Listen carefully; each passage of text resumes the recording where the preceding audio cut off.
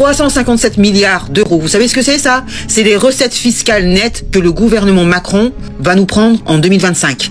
Et ça ne fait qu'augmenter depuis qu'il est là. Alors Bayrou, on travaille pas assez? On est des tapins? Faut qu'on aille bosser plus pour ramener de l'argent au macro?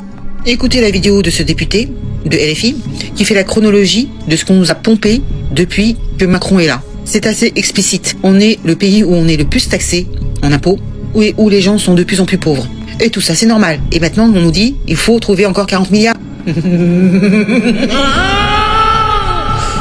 Et en plus, ils sont surpris. Je ne comprends pas pourquoi on est en déficit. Si vous gériez mieux les finances, au lieu de gaspiller l'argent public, on n'en serait pas là. Écoutez la vidéo.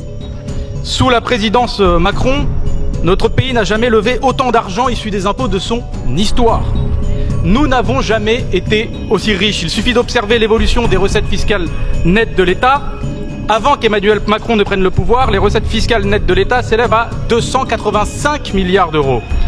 Elles passent à 295 milliards en 2017, même montant pour 2018.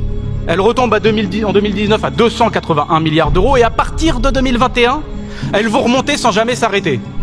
295 milliards à nouveau en 2021 et aux alentours de 323 milliards d'euros en 2022, en 2023 et en 2024 et elles sont estimées à 357 milliards d'euros en 2025. 357 milliards d'euros. L'État est assis sur une montagne d'or, celle des Français. 357 milliards d'euros, voilà ce qu'on va payer comme impôt cette année. Et ils osent nous dire qu'on travaille pas assez. Ces gens qui n'ont jamais bossé nous disent à nous qu'on ne bosse pas assez. C'est une blague ou quoi? Je vous parle pas de la TVA. Parce que dans cet impôt, il n'y a pas la TVA. L'impôt le plus injuste au monde. Que tu sois riche ou pauvre, tu la payes. Vous savez combien on a récolté? 216 milliards. Et il est où? Eh bien, la moitié part chez les entreprises pour faire des cadeaux fiscaux. On le donne à la Sécu pour faire des cadeaux fiscaux. Au groupe du CAC 40. Et après, on te dit, il n'y a pas d'argent?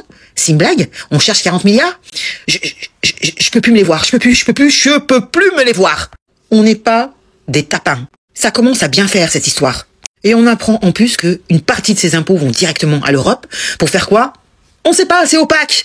Déjà ça, c'est pas normal.